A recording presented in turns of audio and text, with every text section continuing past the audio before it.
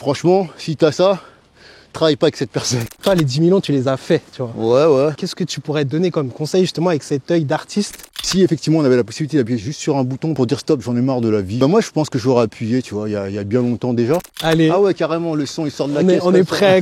Yeah. Venez pour les killers.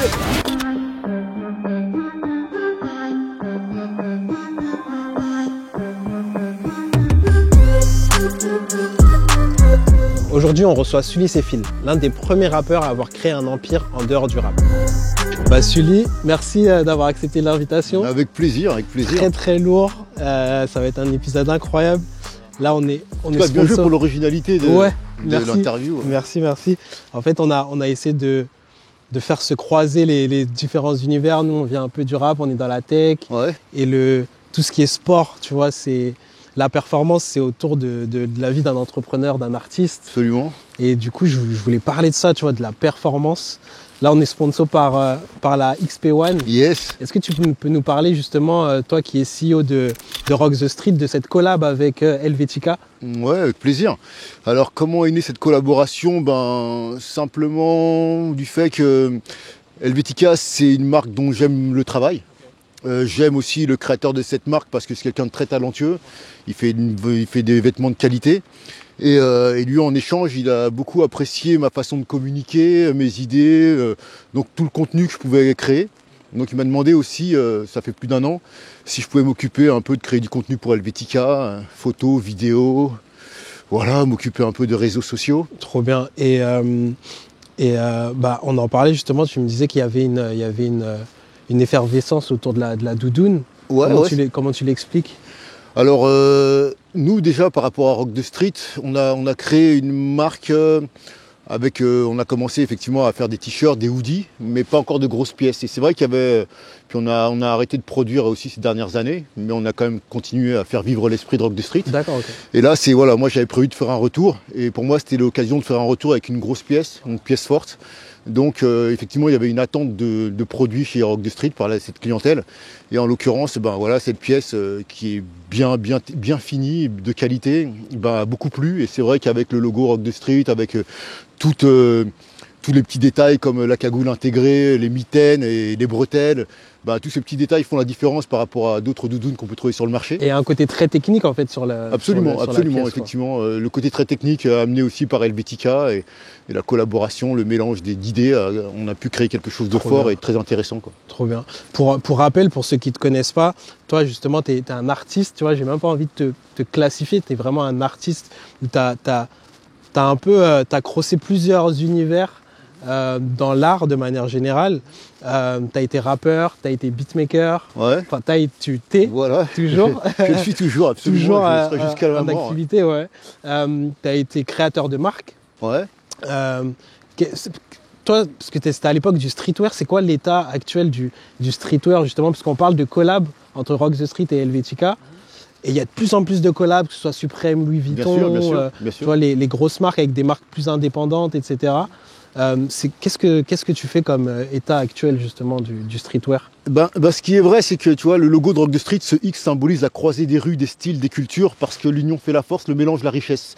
Et quand on dit que l'union fait la force, effectivement, toutes ces collaborations, elles en sont la preuve, parce que quand tu vois effectivement Supreme et Louis Vuitton, justement, ils unissent leurs forces pour pouvoir effectivement, dans des périodes plutôt difficiles, quoi qu'il arrive, justement être plus forts ensemble. Être plus forts ensemble, c'est important. Et donc ces collabs ont permis effectivement aux marques de revenir de façon plus forte en s'unissant les unes aux autres pour avoir des produits originaux et comment dirais-je, plutôt uniques aussi, tu vois, parce que c'est vrai que ces collabs créent des produits qui sont plutôt uniques. Et toi, t'avais vu ce truc-là? Parce que quand t'as commencé le streetwear, c'était dans les années 98, ouais, 98, 99, 2000, ouais. Ouais. Toi, est-ce que t'avais vu la fin du film, tu vois? Est-ce que t'avais vu aussi loin ou c'était juste instinctif où tu t'es dit, en fait, non, on est du hip-hop, et on va lancer notre propre marque de fringues, quoi, tout simplement. Ouais, moi c'était plus on est du hip-hop, on va lancer notre propre marque de fringues, quoi. Tu vois, on va répondre à nos propres besoins quelque part. Donc moi j'ai fait ça dans ce sens-là et effectivement sans limite. Moi je me rappelais déjà à l'époque de Royal Wear, je commençais à faire des costumes en molleton, tu vois, justement pour avoir ce côté aussi luxe et évoluer dans ce sens-là, quoi. D'accord, tu avais déjà ce truc un peu de luxe. Absolument. Et c'est un truc dans l'interview que je veux vraiment mettre en avant, c'est ta créativité.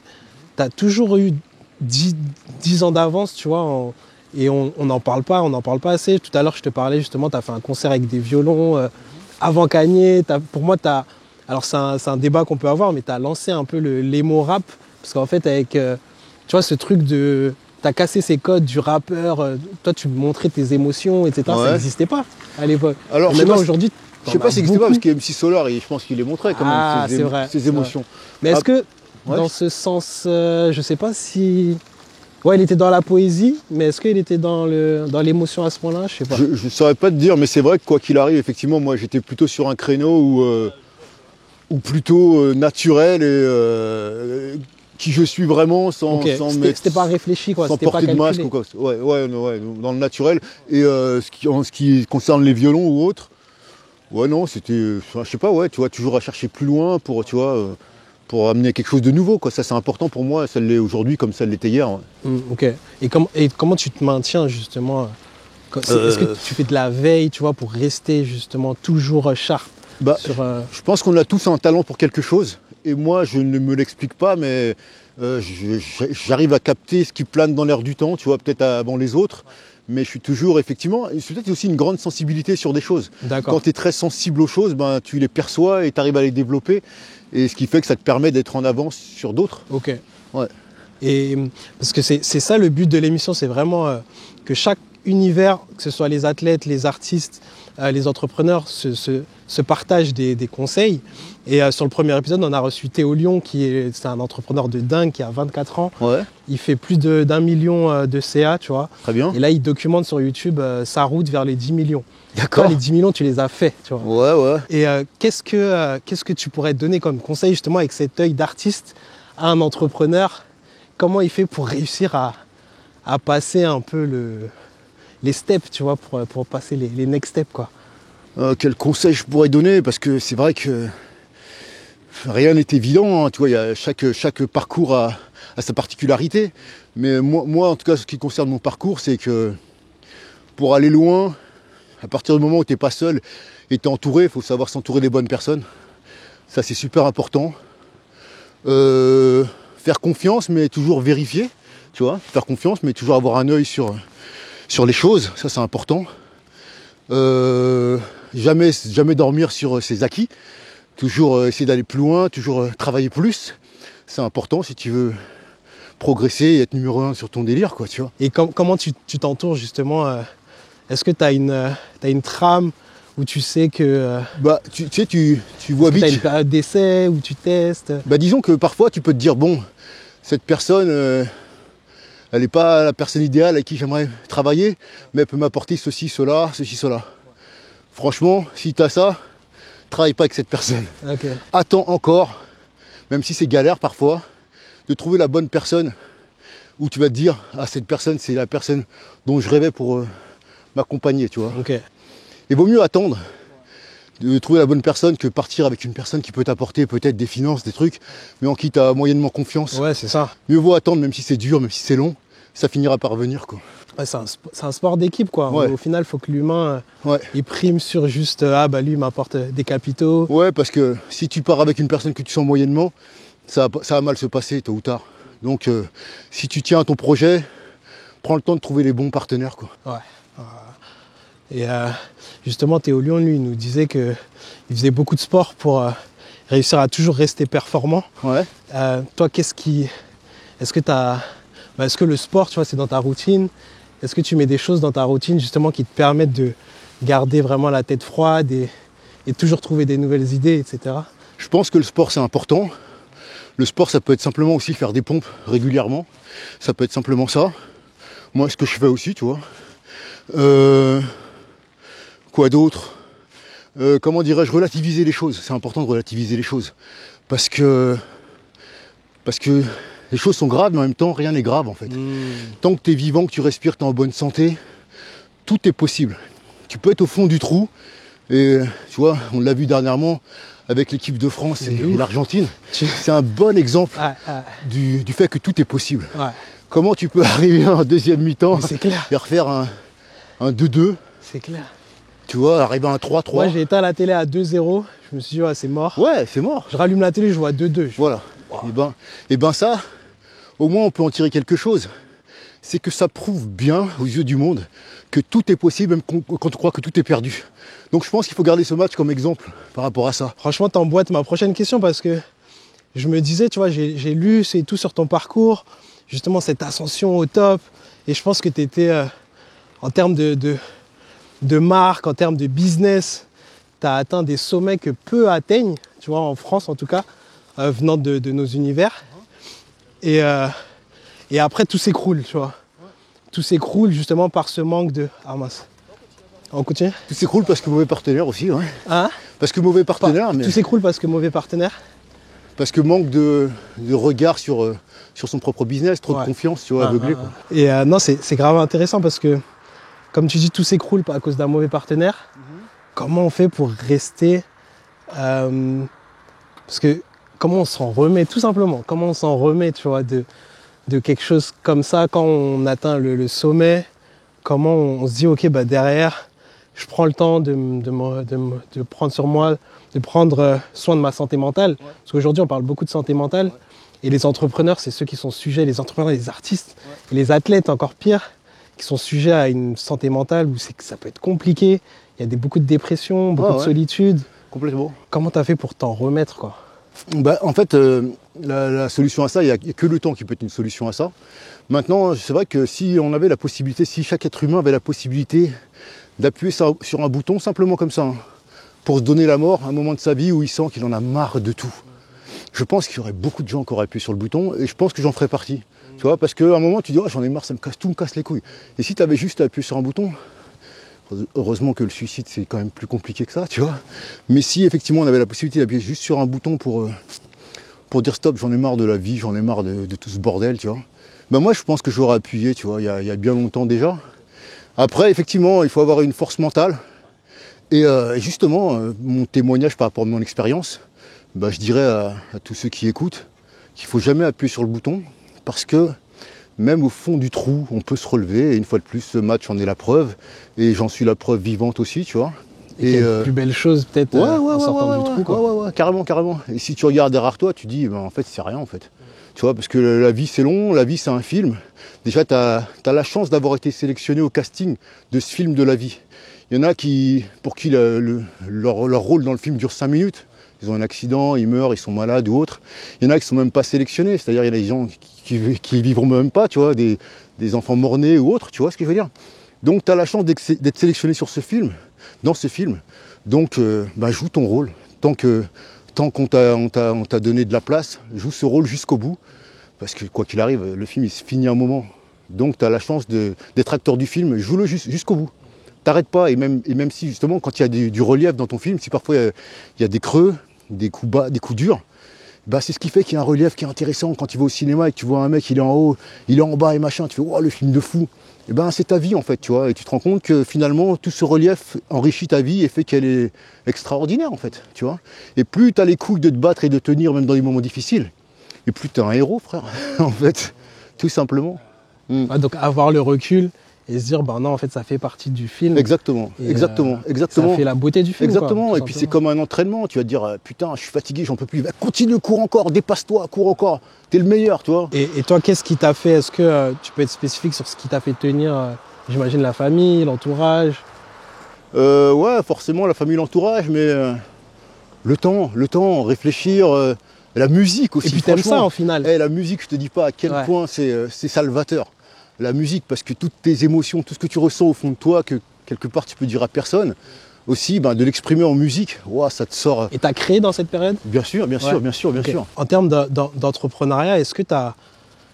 Est-ce que ces échecs et ces victoires, parce qu'il y a plus de victoires, souvent on parle des échecs, mais il y a plus de victoires que d'échecs. Bah moi déjà le fait de faire un vélo avec toi là dans les bois, je suis dans ma victoire, quoi. C'est cool quoi, tu vois, on parle d'art, on parle de plein de choses. Ouais. C'est du bon. Non, c'est clair. Et qu'est-ce que ça t'a fait changer sur Rock the Street? Parce que bon, il y a eu Royal Wear, on n'en a pas parlé, mais Ouais. il y a eu Royal Wear, il y a eu Dump Fresh. Ouais, Et moi, Dump Fresh, je crois que j'étais au collège. Ok. Et pareil, je vois les photos et je prends une gifle, tu vois. Je vois les photos dans un magazine. En termes de mouvement hip-hop, c'était un peu l'époque... Disons qu'on était, mine de rien, dans l'esprit un peu Bape, BBC, voilà, ce genre de choses. C'est quoi. ça, ouais. Ouais, Nigo, Pharrell et tout. Ouais, Et pareil, en France, c'était inédit. Donc à chaque fois, tu arrives avec des... Bah, c'est vrai que LMFAO, le groupe LMFAO, ils sont sortis quelques temps après. C'est ça. En prenant vraiment tous nos codes, c'était un peu troublant, je dirais. Tu vois. Ouais. Donc oui, mais c'est bien d'être en avance. Mais en tout cas, j'ai constaté aussi, avec le temps, que si tu as un rendez-vous et que tu arrives en avance, tu n'es pas à l'heure. Si tu arrives après, tu n'es pas à l'heure. Il faut être à l'heure précise pour que ça puisse parler aux gens et que tout le monde puisse comprendre. Parce que si tu es trop en avance, il y en a qui ne vont pas comprendre. Et c'est pas toujours un avantage en fait. Ouais. Et comment tu gères ça? Parce que même avec Cédric, nous, c'est un peu notre discussion. Cédric, il faisait des clips. Ouais. Il était à l'époque où il faisait des clips à petit budget. C'était le premier, tu vois. Et maintenant, des clips, un clip, ça coûte rien maintenant. Tu vois, c'est comme s'il avait ouvert un marché, mais il est arrivé trop tôt. Du coup, il aurait fallu tenir sur le long terme. Moi, pareil, quand je faisais de la musique, on était sur un type de musique où on mélangeait rap, R&B, rap, pop. Et pareil, on était trop à l'avance et maintenant, c'est ce qui se fait maintenant, tu vois. Tu vois, Rock the Street, c'est le parfait exemple parce que moi, Rock the Street, mine de rien, je l'ai commencé en 2013, tu vois, donc ça fait très longtemps, mais de façon un peu confidentielle. Et là, j'étais trop en avance, tu vois. Mélange d'esprit un peu dans le dégaine rock avec hip-hop, avec des sports extrêmes, etc. Tu vois. Donc trop en avance. Mais la solution à ça, c'est que je n'ai jamais arrêté en fait. Je n'ai jamais arrêté, même si c'était que pour moi, en fait, tu vois. Je continue à faire vivre cette marque d'une façon ou d'une autre. Et je n'ai jamais arrêté jusqu'à ce que la montre, que je sois à l'heure par rapport que les gens commencent à comprendre ce délire, tu vois, commencent à aimer ce délire et commencent à vouloir ce délire. Sur le format, on a des partenaires avec qui on bosse. Donc, il y a Yann Leonardi qui est un expert du marketing. Et il voulait te poser une question. Il voulait savoir, est-ce que tu arriverais à analyser la réussite de Royal Wear en termes de positionnement et comment tu as voulu toujours te différencier? C'est quoi les éléments qui font que... En termes de positionnement, analyser déjà, de positionnement, il se trouve que ce genre de produit à l'époque, à part aux États-Unis, tu ne les trouvais pas. Donc déjà en termes de positionnement, c'était très intéressant parce qu'il y avait une concurrence de proximité entre guillemets, tu vois, mais pas grand-chose. À ce point-là, il y avait vraiment... Non, moi je me rappelle qu'à l'époque où j'ai lancé même des sweatshirts rouges, il n'y avait pas de sweatshirt rouge en France, frère. Tu te rends compte? Aujourd'hui, ça paraît tellement ouf, tu vois, mais des sweatshirts rouges, il n'y en avait pas. Des shirts rouges, bleus, machin, non, tu n'avais pas une telle diversité, une telle gamme de produits disponibles aussi simplement. Je ne te dis pas que dans le monde, dans la France entière, tu ne peux pas trouver un sweatshirt rouge. Certainement que si, tu vois. Mais tout ce qui est coloré, c'était pas forcément... Après, en termes de renouvellement d'idées, là, voilà, moi, je pense que j'ai une grande créativité, hein, franchement, tu vois, ça, sans aucune prétention, mais dans ma tête, ça tourne tout le temps. Et des idées, j'en ai tout le temps. Et c'est même chiant parce que j'ai tout le temps envie d'aller réaliser l'idée que je viens d'avoir en tête. Mais quand je dis la réaliser, c'est pas genre abandonner tout ce que je suis en train de faire pour partir sur autre chose. Tu penses que ça peut être un défocus, du coup, tu es sur quelque chose que en développement? Non, je resterai toujours focus sur ce que je suis en train de faire. D'accord. Mais je sais pas, je suis avec des amis en train un dîner, tu vois, j'ai envie de rentrer pour aller faire ce truc, ça peut être un truc graphique, ça peut être, tu vois. Nous, on travaille avec beaucoup de startups dans la tech, ils sont très structurés, très processés, et ils envient cette créativité aux artistes, tu vois. Et Kanye, il dit, pour lui, artist is the new CEO. En gros, les artistes sont des marques, et ils ont besoin de business développeurs, en fait, de personnes pour... d'avoir un chef marketing dessus lycée fil, un chef vente, et en fait que toi tu sois que dans la créa et en fait que tu réussisses à structurer justement cette créativité. Je suis tout à fait d'accord avec ça. Et c'est ce qui fait après des billion dollar compagnies. Absolument. Tu vois, même un Dr. Dre avec un Jimmy Iovine, tu vois, qui... Exact. Voilà, moi j'ai toujours rêvé d'avoir un gars à mes côtés qui puisse effectivement commercialiser mes idées, tu vois, quelque part, tu vois. Et ça c'est important. Et si j'avais eu ça... une personne carrée auprès de moi, un manager, tu vois, un partenaire. Alors, il y a longtemps que je pense que j'aurais explosé internationalement. parce que je me considère pas moins fort sans aucune prétention, hein, qu'un Pharrell Williams, qu'un je sais pas qui, quoi, tu vois. Vraiment, quoi, tu vois. Donc oui, c'est un vrai businessman à mes côtés qui m'a toujours manqué. J'espère aujourd'hui avoir trouvé le bon, tu vois. Je touche du vélo. Il y a du bois, il y en a plein. Yes, il y en a plein, effectivement. Et puis voilà, quoi. Donc l'aventure, pour moi, l'aventure ne fait que commencer. En fait, ouais. C'était un entraînement et c'était... Ouais. Et puis la vie, à chaque fois, c'est des nouveaux départs, quoi, tu vois. Et voilà, c'était un entraînement. Aujourd'hui, je suis beaucoup plus riche de toutes ces connaissances et motivé, chaud, envie de croquer le monde, tu vois. Je suis bien dans mes sneakers. Qu'est-ce que tu veux laisser comme empreinte? Parce qu'en plus, tu as des enfants. C'est quoi ta legacy? Qu'est-ce que tu veux, tu vois? Ben moi, j'aimerais bien, après, une fois de plus, hein, ça se passe jamais forcément comme tu souhaites, mais développer ma marque et déjà, ne serait-ce qu'elle puisse fonctionner, et ne serait-ce que laisser ça à mes gosses, ça serait cool, tu vois. Après, voilà, d'avoir un daron qui croit en ses rêves et qui se bat pour ça, tu vois, et qui, quand il tombe, il se relève. Quand guerrier tombe, guerrier se relève. Et ben, je trouve que déjà, rien que pour ça, il y a de quoi être fier de son daron, quoi, tu vois. Est-ce que, créativement parlant, on peut pas vite se retrouver à l'étroit en France? Où, tu vois, t'as pas les moyens des États-Unis. Tu serais aux États-Unis, ça aurait été... Ouais, je le pense, ouais. Tu vois, je fais le parallèle avec Echo. Pour moi, ça aurait été un Echo, tu vois, une grosse marque qui après devient un groupe. Et après, qui fait complexe, qui fait d'autres choses, tu vois. Ouais. Et puis, en plus, toi, t'avais fait du parfum, t'avais fait des sneakers. Ouais. Une fois de plus, c'est toujours les partenaires, les managers, les bons associés, tu vois, qui peuvent gérer cette partie business d'une façon très professionnelle, qui manque. Après, effectivement, la France, on est souvent à l'étroit, c'est réel, en fait, hein. Faut pas avoir des trop grandes idées non plus, quelque part en France. Et c'est vrai que les gens qui ont des trop grandes idées en France, bah souvent, par exemple, je pense à Zapata, le mec qui a inventé, tu vois, le Ironman français, là. Il a été récupéré par les Américains, tu vois. Et pourtant, le mec est tombé, quoi. Faut pas le lâcher. Il y a plein d'exemples comme ça, tu vois, où les mecs ont un talent fou, mais que la France ne peut pas supporter autant de talent, de créativité, d'ambition. Et du coup, ces mecs sont récupérés à l'international. Et souvent, il faut marcher à l'international pour marcher en France, quoi. Ouais. Là aussi. Sully, on arrive à la fin. Yeah. Je sais que tu as une actu très chaude. Il y a la XP1, on le rappelle. Et tu es en studio en ce moment, tu m'as dit? Absolument. Est-ce que tu peux nous lâcher une petite exclue? Est-ce que un petit freestyle, ça peut être sympa, c'est un petit son. Allez. Ah ouais, carrément, le son, il sort de la caisse. On est prêt, grave. Yeah. C'est les.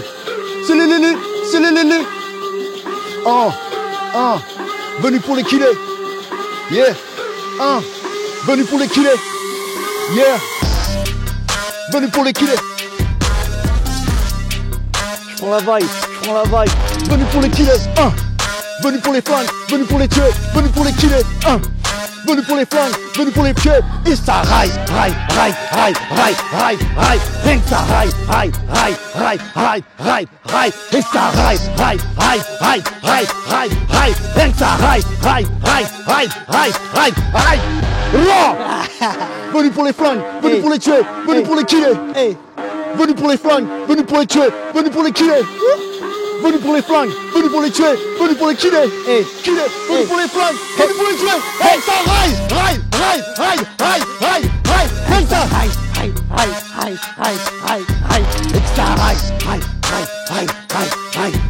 et ça raille. Très lourd, merci. Plaisir. Merci beaucoup pour les conseils, pour la force. Merci pour l'invite. Rendez-vous sur le site pour la XP1. Yes.